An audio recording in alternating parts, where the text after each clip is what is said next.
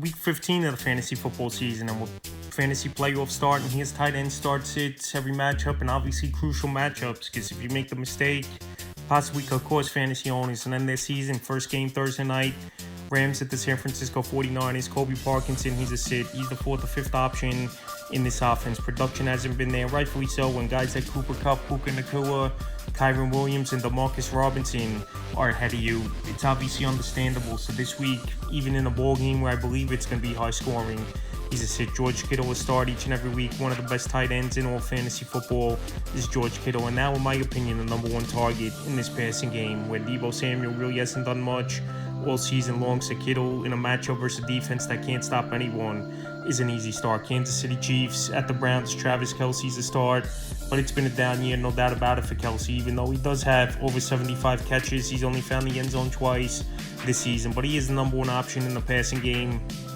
in my opinion, especially with Rashee Rice, who went down early in the season, and Kelce was taking a backseat then, but he's still now going out there, putting up productive numbers. Been like he did was Kelce, but he's still putting up numbers. In a tight end you put in your lineup weekly, especially in a good matchup at the Browns. David Njoku will start. Him and Jameis Winston have a good rapport.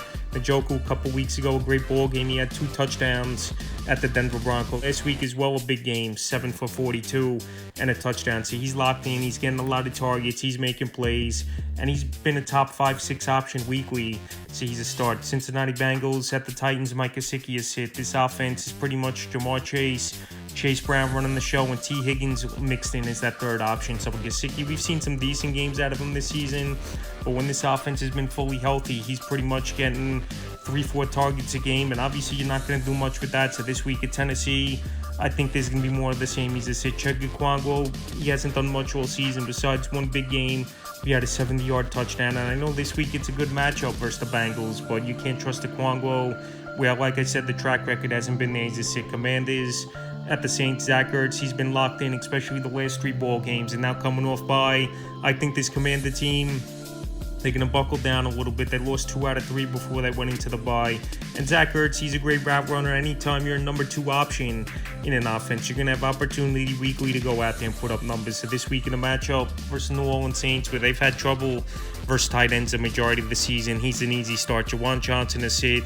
Now with Derek Carr out of the lineup, there's no one you really could trust in this offense, with Jane Kane or Spencer Rattler most likely being the starting quarterback for this New Orleans Saints team. So Johnson, I know, found the end zone last week, but like I said, with other quarterbacks in there and versus a decent defense, I can't trust him. He's a sit. Baltimore Ravens at the Giants. Mark Andrews a start. It's been a solid year for Andrews. The first 5 weeks of the year, he couldn't do anything, but the last 2 months, Andrews has gone out there and been a nice number 2 option in this offense behind Zay Flowers. And this year, he's scoring a lot of touchdowns, is Mark Andrews. And obviously with a running back like Derrick Henry in the backfield, it opens it up as well offensively. So this week in an easy matchup and coming off a bye, I think he goes out there at the Giants and has a nice game, an easy start. Daniel Bellinger has sit.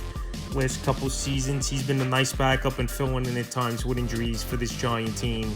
But Daniel Bellinger, this ceiling isn't high. And like I've said in other videos, Malik Nabers, Tyrone Tracy, the only players on this Giant team I would have any confidence in putting in my lineups. He's an easy sit. Dallas Cowboys at the Panthers. Jake Ferguson is start. He returned in last week's game after missing 2 games with a concussion, and I know it was a quiet ball game for Jake Ferguson, but I think he's got to had to get his legs under him. And we know Cooper Rush likes targeting the tight end. So this week in a good matchup at the Panthers, where their defense has been bad all year long, I believe he bounces back. He's a start. Tommy Trimble, Jatavian Sanders, there sits for me.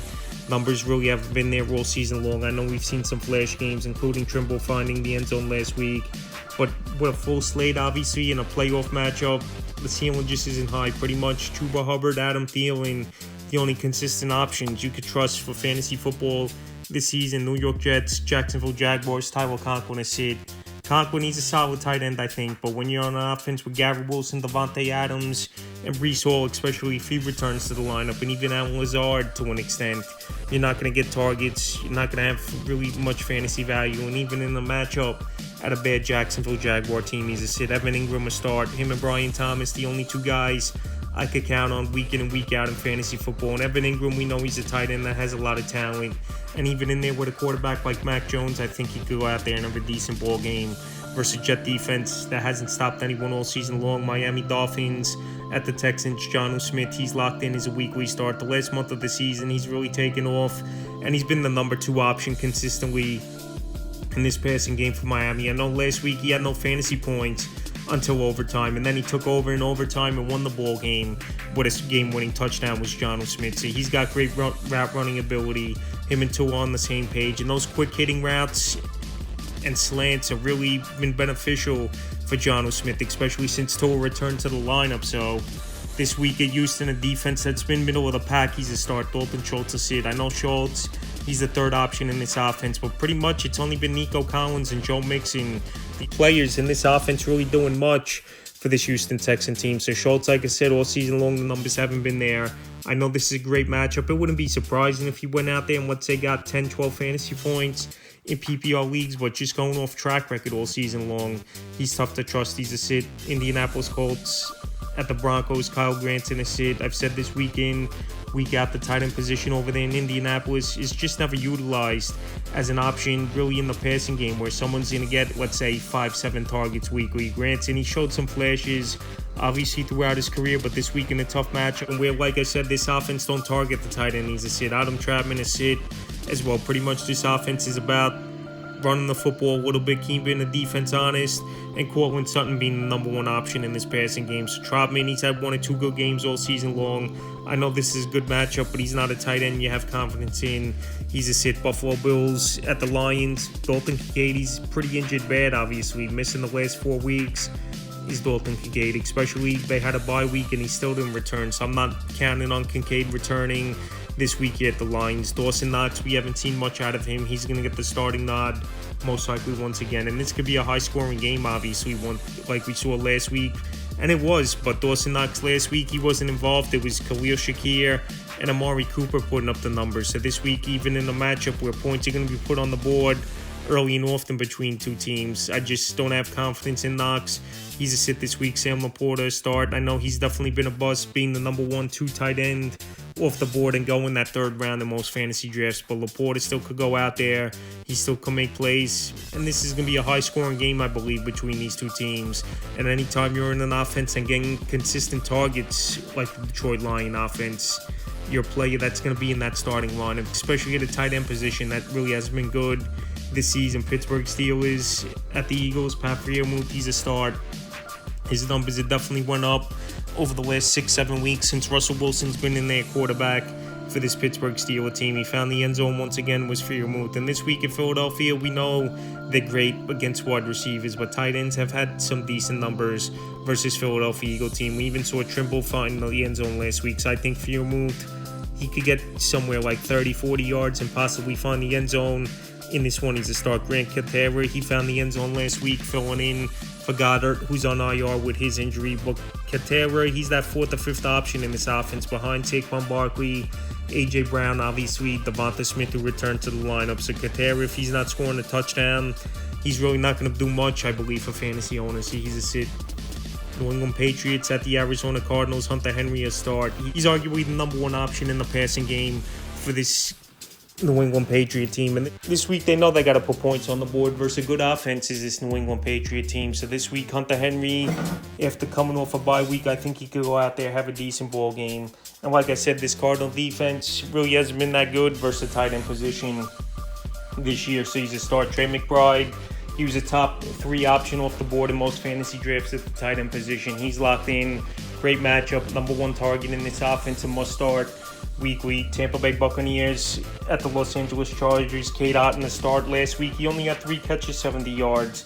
But obviously he still had a good ball game as Cade Otton, where the tight end position week in and week out has been a crapshoot. And like I said, Cade Otton's been that number 2 option in the passing game for the most part. I know Jalen McMillan, last week he had 59 yards and he had the 2 touchdowns, but I still believe Cade Otton's the number 2 target. Definitely in the red zone, he's been a big target, 6'6", 6'7". And Baker Mayfield definitely has a good rapport with Cade Otton. And this week versus the Chargers, I think the Chargers are going to focus on trying to stop Mike Evans. And Cade Otton could have a decent game. Will Dissly a sit? Will Dissly definitely had some good ball games early in the season. But now, round 1 of the playoffs and a full slate of games, you can't trust Dissly. Even in a good matchup versus Tampa Bay Buccaneer defense, that just isn't that good. But we saw this Buck defense last week limit Brock Bowers, which no team really has. So I'll give them that for this week's ball game as well. Green Bay Packers at the Seattle Seahawks. Tucker Kraft to start. Kraft the last couple weeks, the numbers have gone back up. And I believe Tucker Kraft is the number 2 option in this passing game. Obviously, we got Jaden Reed there, Christian Watson, but the wide receivers, they've been inconsistent all season long. Some games, we've seen it just going off with Jaden Reed. He had 0 last week, and then the week before, 20 fantasy points. But Tucker Kraft, for the most part, he's been that consistent option in this offense, anywhere from 10, 12 fantasy points. And this week, in a ball game where they got to put a lot of points on the board like they did last week to win this one, I believe, he's a start. Noah Fant, AJ Barner, the tight ends really haven't been options all season long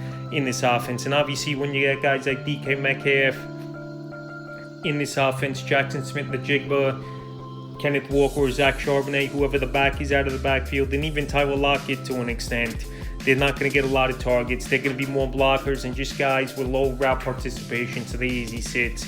And the first of 2 Monday night games, Chicago Bears at the Minnesota Vikings. Cole Kmet is a sit. I know early in the season he had 2 touchdowns versus Minnesota Viking defense, but you can't trust Cole Kmet.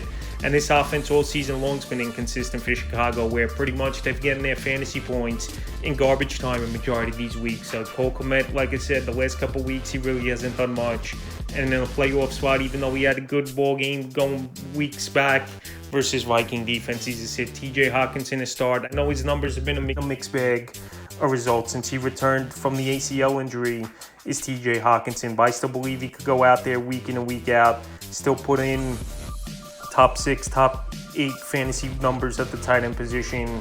But like I said, I know the numbers haven't been great, and we know with Justin Jefferson and Jordan Addison really emerging over the last few weeks here, that his numbers could be limited, but I still have confidence he could go out there and have a good ball game, and he has a great track record in his career versus bad defense going back to his Lion days. In the final game and second game on Monday night, Atlanta Falcons at the Raiders, Kyle Pitts is sit. We thought Kyle Pitts, this was going to be the year where he broke out playing with the best quarterback he's ever played with throughout his career. And early in the season, he was putting up numbers, but the last 3 or 4 weeks, he's pretty much been non-existent in this offense, and he's pretty much been that 4th or 5th option in this offense now.